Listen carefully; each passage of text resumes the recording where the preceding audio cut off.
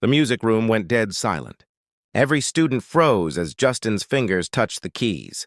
Moments ago, the teacher mocked him. Now she couldn't even breathe. What came out of that piano? No one was ready for.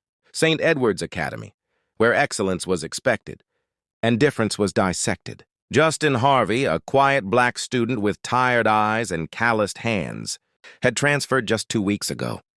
His mother, a single nurse, worked double shifts so he could study here. "Somewhere they'll have to see your worth," she told him. But at St. Edward's, worth was defined by skin tones and last names. And Mrs. Whitmore, the music instructor with pearls around her neck and prejudice in her tone, made sure Justin never forgot it. The class was preparing for the annual showcase, a polished event where parents in tailored suits gathered to applaud the Academy's future prodigies. Justin sat at the back, quiet, sketching notes in his journal. He'd been playing piano since age 6, learning from an old upright his mom found at a yard sale.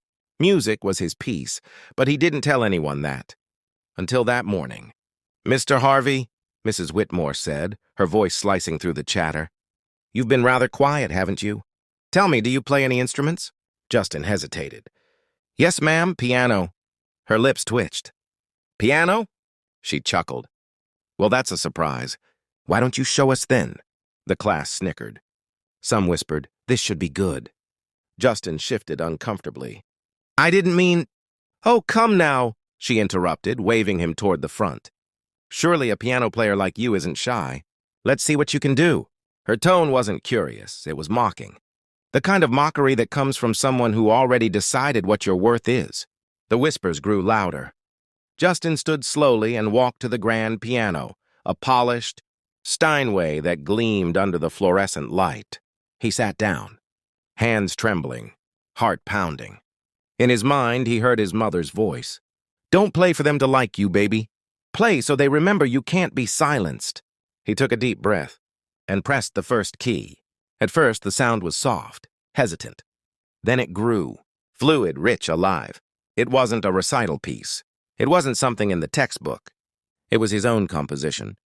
Something he'd written at 3 a.m. the night his father died. The room fell silent. Even the fluorescent hum seemed to fade. Every note told a story. Grief, hope, fire, freedom. The melody rose and fell like a storm breaking into sunrise. Students who had laughed moments ago were now still, eyes wide. Mrs. Whitmore's smirk vanished, replaced by something else. Disbelief. And shame. When Justin hit the final chord, the sound lingered like a prayer. No one moved. No one dared to. Then one slow clap echoed from the back. Then another. Then the entire class stood, clapping, some even crying. Mrs. Whitmore swallowed hard, her hands trembling around her pearl necklace. "That was," she whispered. "Where did you learn to play like that?"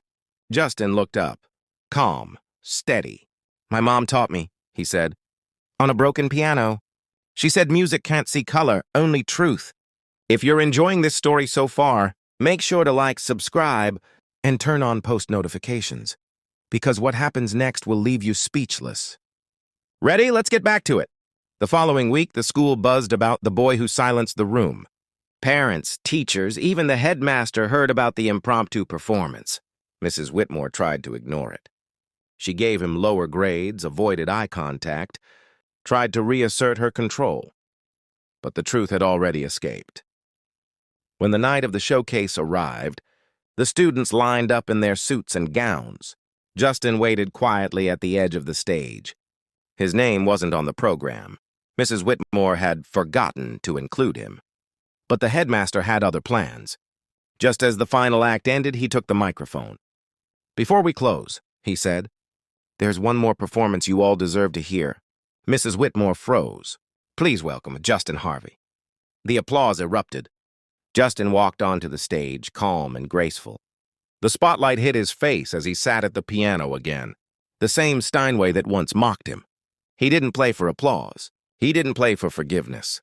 He played for his mother, for every person ever told they didn't belong. The melody rose through the hall, filling the air with something raw and holy. The audience stood long before he finished. When the final note hung in the air, even Mrs. Whitmore had tears in her eyes. After the show, the headmaster approached Justin. "Son," he said softly.